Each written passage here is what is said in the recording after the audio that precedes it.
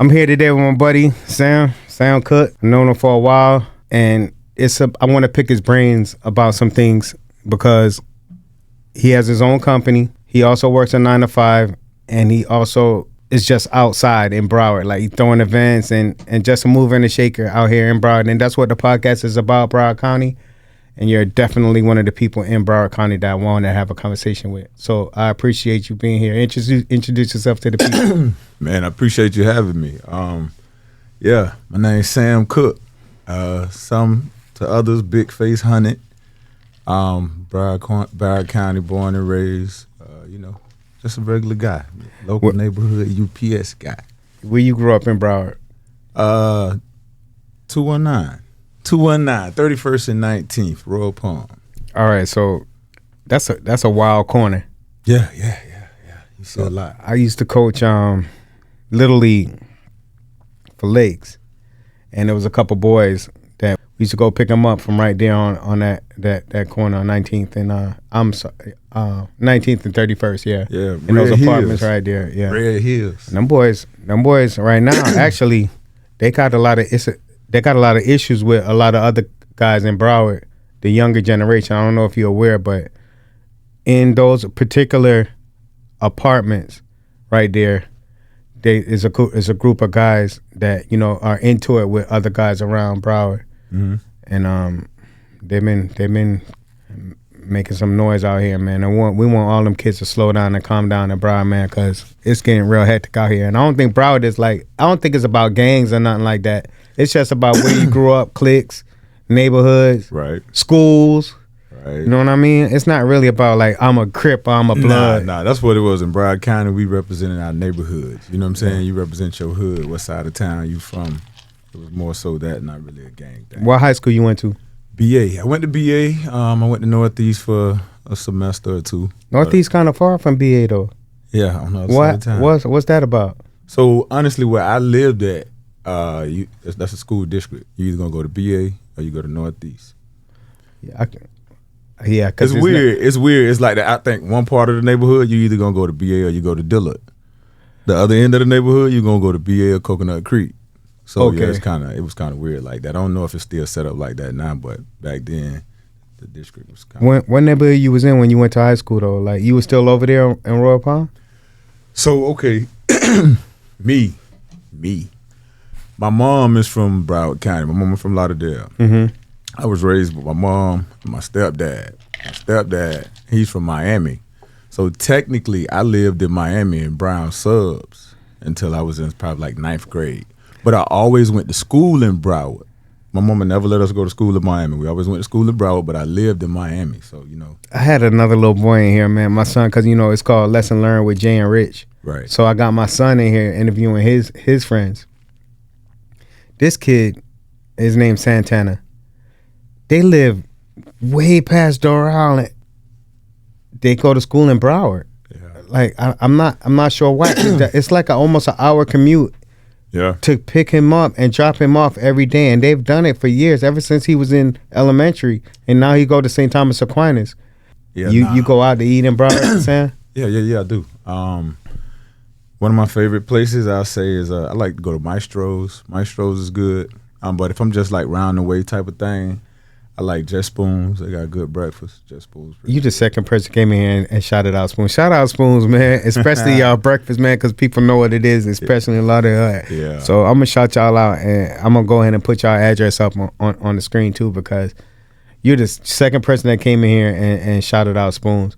Maestro's, where's that at? Maestro's is And what kind of restaurant is that? So it's near the beach. It's over there by Shooters actually. Mm-hmm. It's right on the waterfront. Yeah. But nice spot. Yeah, nice spot. Yeah, chill, little duck off. Absolutely. All right, cool, man. Absolutely. So growing up around Royal Palm and going to BA and everything, man, how that make you like shape the way that you are today? Like you can't be soft growing up in Broward, man. You know that you got at least know how to throw your hands. Absolutely. You know, I mean, it wasn't really. I'm a little bit older than you. It wasn't really about shooting when I was coming up. You definitely got into some fights, so you definitely had to know how to back defend yourself. People definitely was more about fighting. It was more fight first thing. Now everybody shoot first. But now like you said, man, the neighborhood is the slum. You know what I'm saying? It's like the ghetto, and you see so much stuff. You know what I'm saying? So many people who have it, so many people who don't have it. And you know what I'm saying? What it did for me was it just made me know what I wanted or where I wanted to be at in life. You know what I'm saying? I didn't want to be like a lot of the people or go through a lot of the stuff that I seen people have to go through. You know what I'm saying? Yeah, and you don't want that for your children too. We're gonna get into that a little bit later though. Exactly. What when you was growing up, you said you mentioned your step pop. So you had a 2-parent household? Yeah. I lived with my mom and my stepdad. It was kind of crazy because my stepdad, he actually got with my mom like before I was born. So it was one of them type situations. So that's your dad. That's your dad. Yeah, that's my dad. Yeah, because that's all you know, pretty much. So your biological father, did you ever meet him or know of him or? Man, I met my biological dad when I was about 28 years old. What was that like? And it was crazy because my whole life people always told me, "Oh, what are you? You Haitian? You Jamaican?" And I'm like, "Nah, man, I'm a Yank, man. I'm a Yank. I'm a Geechee." You know what I'm saying? Mm-hmm. And people like, nah, you something. And I remember this one lady in particular. She was like, that means just the whole look of you and your mannerisms and absolutely. Everything. Mm-hmm. And she was like, "No, you something. You just don't know it." And I was like, "What? Like this lady tripping." You know what I'm saying? And then fast forward, when I go meet my biological dad and found out he was full blood Bahamian, everything Bahamas this, Bahamas that, and I was like, I thought about that lady. How did it come about that you met your biological father at 28?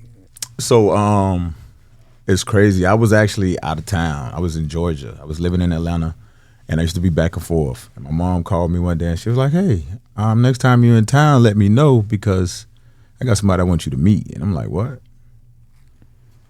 Okay, this man is the last thing in my mind. This is the last person I'm thinking I'm gonna meet.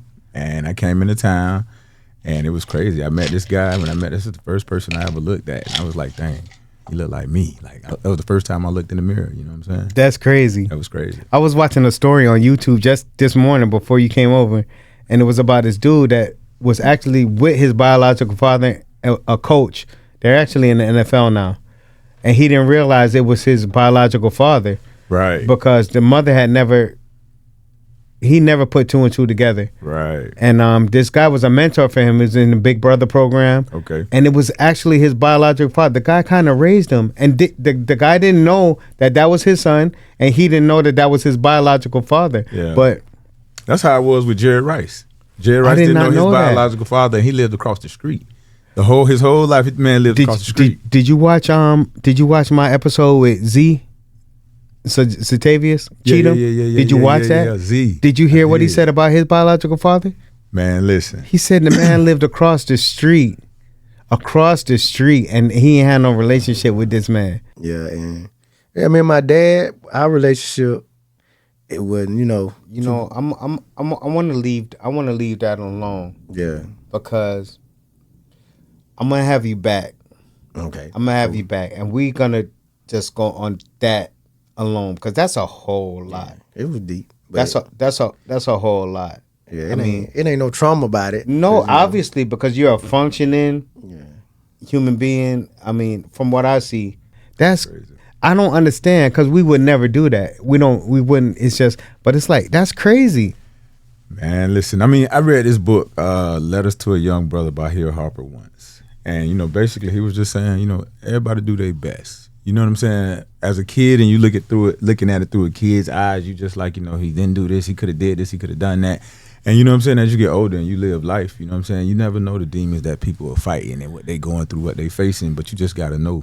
Whatever it was for him, he did the best he know how to do. So it's funny you said that because my response to Z when he told me his dad lived across the street was, you never know what him and your mom was going through at that point in life. You know what I mean? Absolutely. And later on in life, then we realized that, I'm sorry, I got to pause, man. Yo, I have not hit dark liquor like this. And that shit just hit me. Boy, it hits. It just hit me. It hits. I'm like, woohoo. It hits. You got to get that water. You got to take, you got to. Yeah, okay, so let's get back to it now. Right. When where we was at So you was telling me that you had both of your parents in the household Right. when you was raised, and your stepdad kind of was from Dade, and you back and forth through Dade and Broward, but not that far removed from now. You lost one of your parents, Yeah. your mom, Most definitely. and that was a rough time for you. I remember that, and you still had to try to find a way to navigate going to work, whatever other relationships you had in life, and dealing with your daughter, and coping with the loss of a parent. How did you get through that dark time? Man, it's like somebody told me. It was like it's something that you'll never get over. It's just something you learn to live with. And I mean, I don't know. It was tough because for me, you know, my mama was everything. She was it. You know what I mean? She's the biggest supporter, cheerleader, all that. So, but the thing about her, you know, she was like, she wasn't soft. You know what I'm saying? My mom was about action. We stand on business. You know what I'm saying? And we walk around with our head up, and we, you know, take care of what we got to take care of. And so, just being brought up like that, you know, you just supply all that. And for real, like, you know, I got the print shop. I pressed my mom rest in peace shirts. You know what I'm saying? And I remember people like, oh, how can you do it? How can you do it? And you know what I'm saying? Because you got to do it. You got to do it. If you don't do it, it ain't going to get done. And that's just how I was brought up. You know, we handle business. And every day, you know what I'm saying, it's something you deal with. Something you think about, you just try to. And, you know, I know what she would want for me. She would want for me to be the best version of myself. You know what I'm saying? And that takes me being able to keep my head on straight.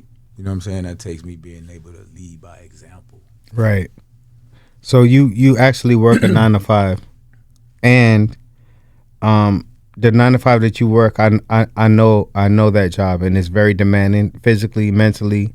But you also found a way to start a company. What led you to want to start your own company? Early on, I learned the benefits of what it is. You know, about the benefits for having an LLC, the tax breaks, and you know what I'm saying, everything else that come with it. And so, it was just always wanting to have your own. You know what I'm saying? Build something, establish it, and that way I could put my kids, my family in a position where you don't have to be subject to certain things that you face in the workforce. You know what I'm saying? The abuse and, you know, all the negativity that come with the workforce. I just wanted to be able to create something where, you know, my people's got options. What's the name of your company, though? My printing company is Hunnid Inc. Hunnid Inc. Like what's on your Yes, jacket sir. right now? Did you actually make that? Oh yeah, absolutely. Embroidery. I mean, that's what we So do. that don't look like an actual like iron on or. No, it's thread. So what's the process in like? So it's thread, but it's still a print. You still call it print. So what's the process in how you make certain shirts? Do you have anything that you press and print into stuff? You say that's thread. So that's sewing. Yeah. Like, So tell me the different process in the different types of shirts that you make, or not even shirts because it's a print company. So you Right. you do all kinds of things, signs, keychains, everything. wrap cards. Yeah. The work. Wrap cars. We put that ink on everything. Hold on a second. We thought- wrap cars. I thought rapping was like a actual like only less service. Like you go here to get a rap. You can actually do that with your company too. Absolutely. I mean, because you know the wrap it start from a graphic design. Okay. So we print out the graphic design, and you know what? We're gonna wrap it ourselves too. So we do the installation ourselves. I love that, man. So you got to just keep everything under one umbrella. Absolutely. So that one that you're wearing today. So this is embroidery. Okay, so a lot of people are used to. They're used to old school transfers, where it's printed on a piece of paper and you press the paper on the shirt and you pull it off and you got this big bulky square. You know what I'm saying? But now with all the new type of technology, now they got this stuff called we got DTF, direct to film, where the ink is put directly onto a film instead of it's not a paper, it's film, and then they coat it with like some powder, cake it up, and then you press it, and that way now you'll be able to get a more prettier image. Basically, you don't have to get the big square shape. It'll actually Right. be able to get whatever designs you actually want to get. How did you learn all of this, Sam? Man, so I don't know anything. You know what I'm saying? You want to anything that you invest your time and your money into. You know what I'm saying? I really feel like you should research it. You got to Absolutely study the competition. You know what I'm saying? And you got to study how to. So me, I don't do graphic design. I don't. Only thing I do, I probably press a shirt. You're not making the designs, Right, I'm not. Right. I got a graphic designer who worked for the company. Right. Graphic design works. I got somebody else who do. You know what I'm saying? The bulk of it. But how I actually got into it though, like I started a business. I've been starting business forever. I started, and every time I start a company or start something, everybody needs business cards, T-shirts, Absolutely, flyers, and posters. always, constantly. So what better business to start, especially in today's society where everybody's starting a business? Mm-hmm. I want to be able to cater to all the new up and coming and the old businesses. And It's funny you said that because I actually started a business. And I needed help with some of the services that you provide. So it's two sides that I want to do with this. I want to go out and I want to do things with my son in the city, and record. That's why I have a sign up here over Crystal that says Jay and Rich take the city, because we're doing a YouTube side and we're going to do a podcast side, lesson learned with Jay and Rich. right, I might have brought you something. Yeah, man, let's do that, I man. might have brought you something. You know, I'm excited, man, because I want to see how the product came out, and I want to make sure that the people understand what they can get out of here. And this was just a quick on a whim kind of like, I need this and I need that. And you said, no problem, Rich. I'll take care of it. Bomb, you showed me. And I'm like, okay, that's cool. I love it. So let's see what you came up with inside the print shop. So this is what we got. A couple designs, a couple different colors. Nice. Let's see where we at with it. Nice. Something simple. All I wanted was something simple. A couple of T-shirts with the name on the side. Yes, sir. Look how nice and clean that looks. Like, it's just a simple Rich.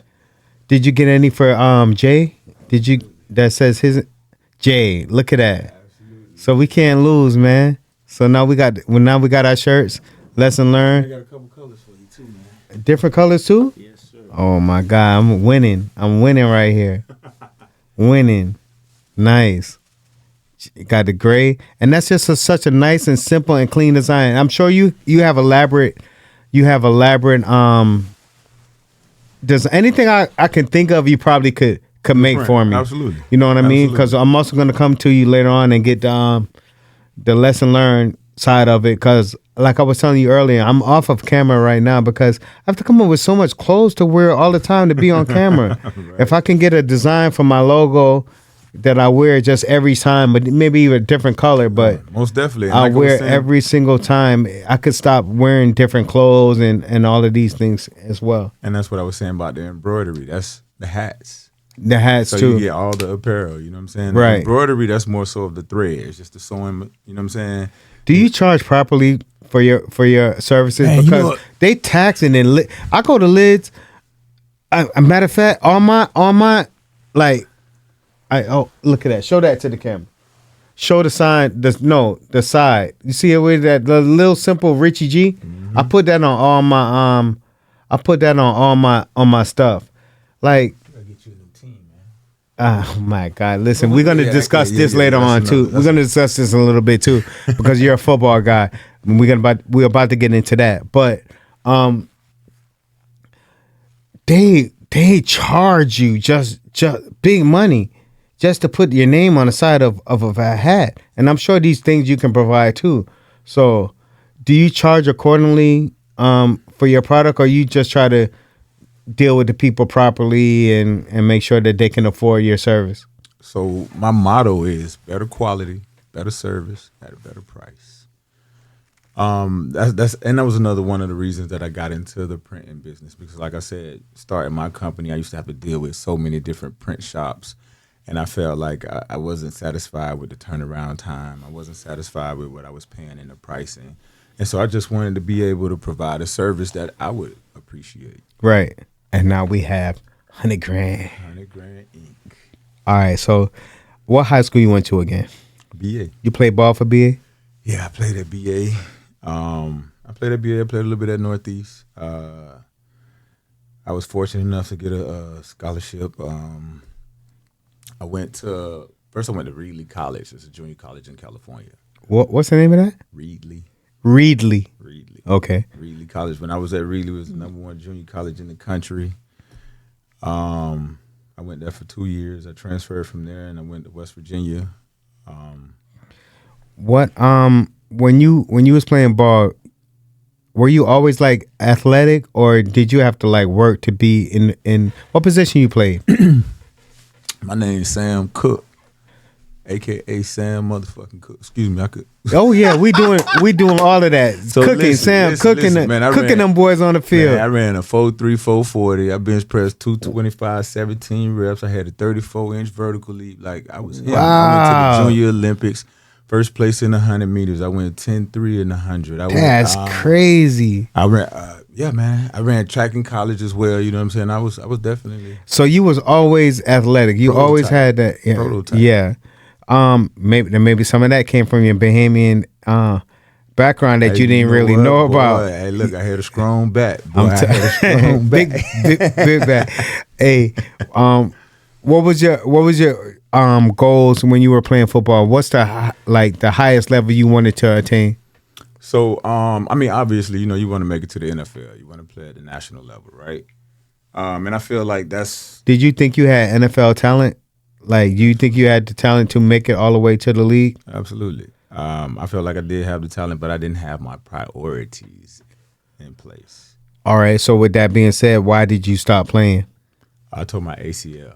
I tore my LCL, MCL, PCL, full knee. Career-ending injury. Yeah, twice. I tore it my freshman year, and then I tore it again my senior year. After rehab, did you rehab? When you rehabbed the first time, did you think you got back to the point where you could be like where you was in the beginning, or no? Man, I got better. I felt like, because I don't know, the school, all the training that they had me doing, I'm in the pool every Tuesdays and Wednesdays. I'm literally like, they had me training. It was a vigorous, workout that they put me through to come back. And I felt like just because of that, when I did come back, I came back faster, stronger. And that's when like all the bells and whistles went to going off, and my name went to ringing bells a little bit. So when I told some of the guys that I was going to have you on a podcast, they said make sure you ask him about his football career, and because he was like that. He was really like that. And I'm like, wait, what? I had no idea you even played ball, one. And two, I didn't realize that you ascended to the levels that you ascended to, almost knocking on the NFL doors. When you did not make it to the NFL, how did that make you feel? I mean, I was shattered, right? Everything, because at that point in my life, I really, I went to school to play football. You know what I mean? It was all about making it to the next level, being able to take care of my mom, you know what I mean, and buy her that house and do all that stuff. It was about that. But a blessing given too soon isn't a blessing at all. I feel like what my mindset was, because like I said, I grew up in the hood. You know what I mean? So my mindset was, you got a wicked jump shot. Show them how we do it at the crib. Right. You know what I'm saying? And especially here. And even though like football, everything was laid out for me. All I had to do was show up. But my mindset was steady trying to, you know what I'm saying? The streets be calling. The streets be calling. We're going to say that. And I felt like if I would have made it to the next level, and if I would have, you know what I'm saying? Ain't no telling what I would have been into. And and I don't feel like it would have been nothing good. You know what I mean? Speaking of that, I know you as a good guy, man. I no bad energy, no street shit, nothing crazy. Were you always like this, or was there some instance where it could have went left and you could have been like a statistic in Broward? You know how it goes in Broward sometimes. You know what I'm saying? Like, this dude had all the talent in the world, could have been this, could have been that. Who knows what he could have been? Sky's the limit, and he turned to the streets.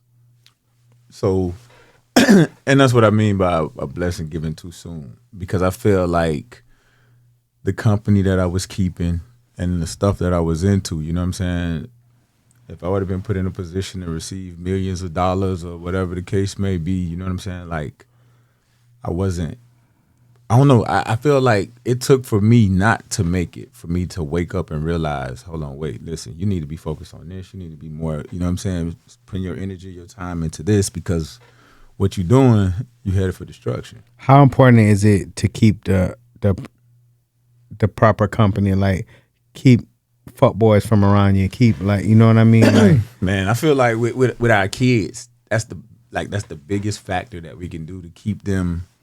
It's the environment. You know what I'm saying? Because whatever environment we put them in, they're gonna be a product of it.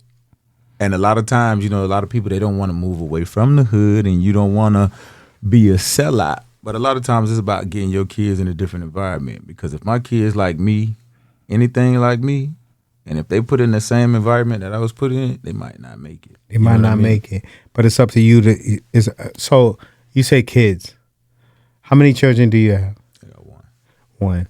A daughter. Mm-hmm. All right. How important is it for you to leave?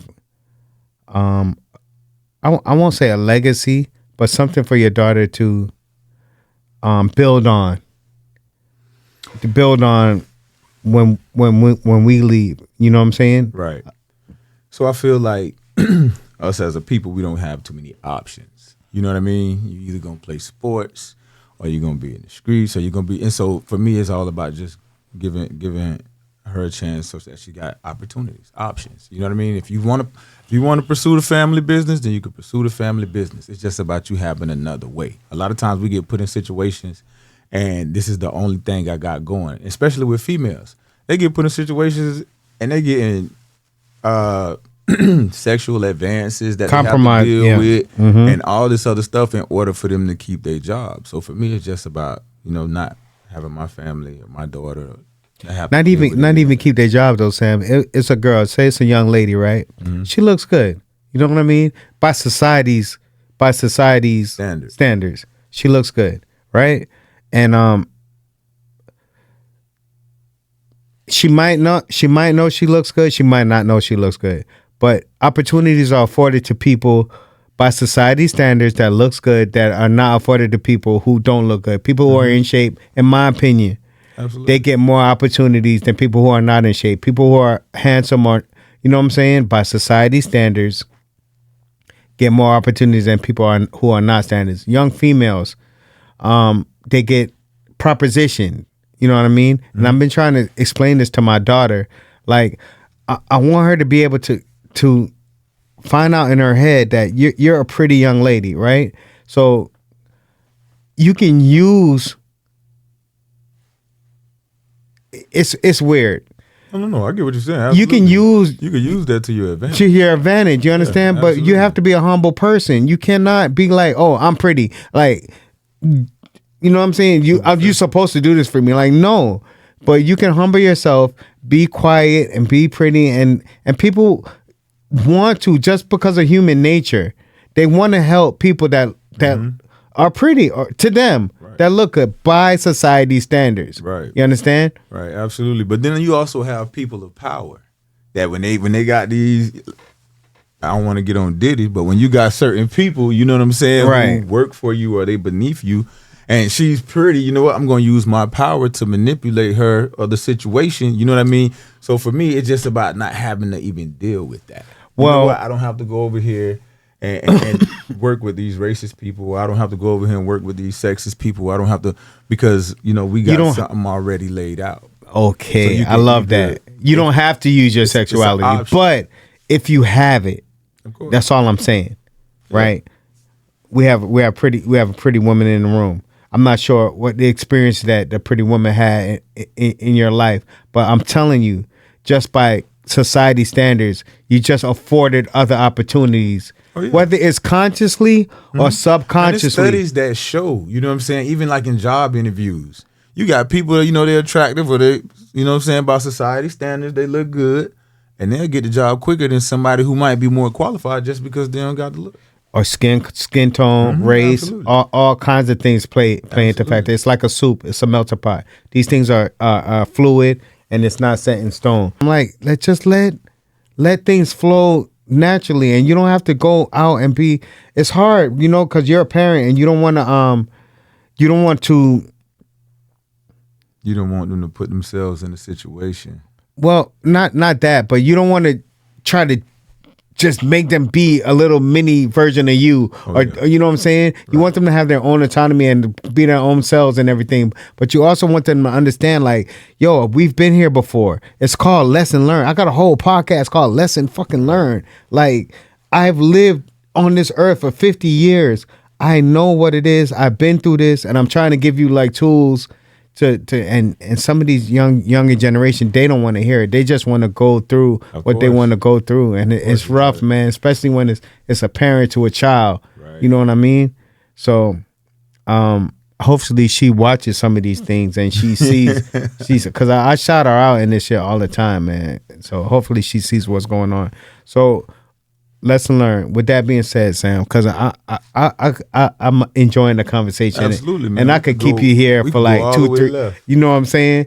So I don't want to do that right now. But what I do want to do is ask you, what lesson have you learned in life that you would like to leave with the viewers?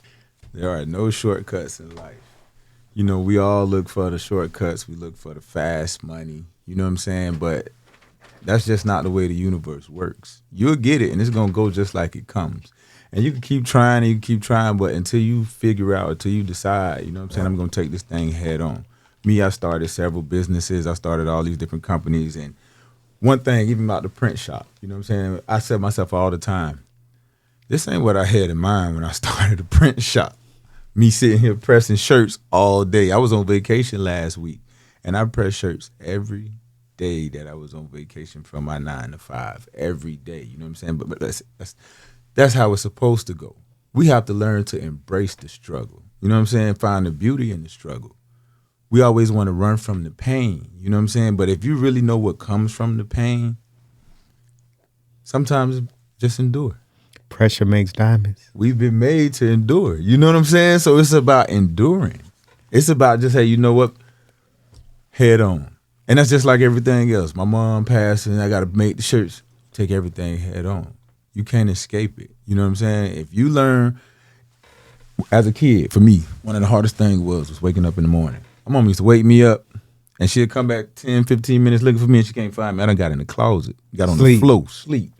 I just need these extra 10. I hated waking up in the morning. But if you could find a way to embrace that part, that makes the rest of the day easy. If I could just embrace the hardest part, take it head on with a smile, knowing what's gonna come from it, life ain't that hard. I don't think life is that difficult, man. People make it that difficult. We add things into our circumference of life that make our life difficult. I think you can eliminate 1 or 2 things, a couple of things out of your life, and it would be more simplified. But the problem is, a lot of people want self-gratification right now. Yeah. You know what I'm saying? They can't wait for the back end. You understand what I'm saying? Like, sometimes you just got to wait for the back end. And another thing, too, with us, our people, they want to do it and they want to do it their way. Yeah. I want to be able to make the millions. I don't want to do it how I should be able to show up how I want to show up. I should be able to do it how I want to. And don't get me wrong, in all fairness and all actuality, you should be able to. But that ain't the way the system works. It don't work like that. You know what I'm saying? I had this conversation last episode. We are operating within the system. We're operating within it. Now, listen, there are ways to operate outside of the system, but when you stick your head up out of that circle and you start moving outside of the system, they moving really fast. So you better, as soon as you stick your head up, you better go at that pace. If not, yes, your head is going to get chopped off as soon as you stick it out of the system. Man. You better start moving quick and fast as soon as you get out of the system. I don't want to run it. I'm too old to run that fast. So I'm operating within the system. I always say you got to play the game how the game go. That's it. We want to create our own rules. You gotta stick to their. I mean, don't get me wrong. It's definitely loopholes. And there's ways for you to, you know what I'm saying? But you still got to play the game how the game goes. You know what I'm saying? Like for me, it wasn't ideal to go to school and get a college degree and, you know what I'm saying? Like, but ideally, if I do that, it's gonna give me more options in life. It's gonna put me in a Thank better you, position. Sam. It's about Man, the options. I wish y'all would watch some of these things, man, because I literally said, like, Shan was in here. I think the system got it set up this way where they want us like just too busy and too focused on shit that we can't really build for real. Yeah, that's what jobs for. That's what jobs. Yeah, that's what jobs school's for, though, Shan. Be honest with you. Listen, Right. think about it. Right. Schools. I never ever knocked anyone for saying F school. Mm-hmm. You know what I'm saying? I wouldn't knock because I get it. But at the end of the day, if you want to function inside the system, right? Having an education puts you at a higher level inside the system. And I told Shan, like, listen.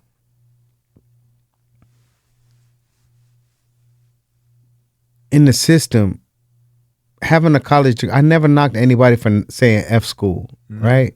F school, man. I get it.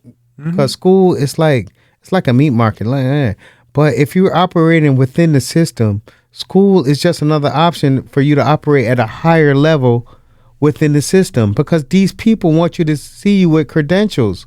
You know what I mean? Mm-hmm. And if you could, for you to make 200 grand compared to 100 grand, I'm going to get my degree. Listen, I'll be the first person. I got a master's degree.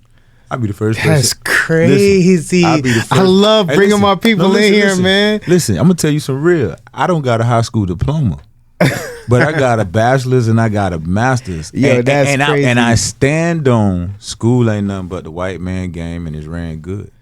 Yeah. They put you in a position where you feel like if you don't accomplish this by the age of 17, 18, your life is over. You ain't gonna be shit. Paper or plastic, nigga. Paper. And we all different. You know what I'm saying? Bitch, you might pick up stuff a lot quicker than I do. Right. You know what I'm saying? But because of my environment, I wasn't taught good study habits.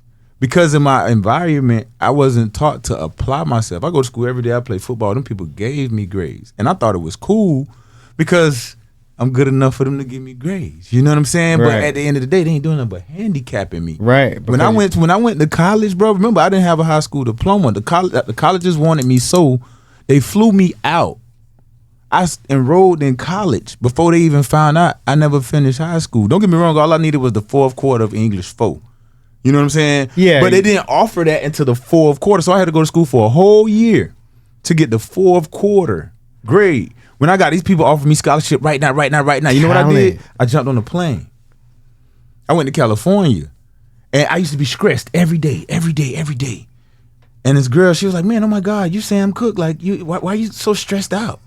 And I was like, man, you don't even know the half. And she told me something that I'll never forget. It changed my whole life. Don't stress about nothing that's outside of your control.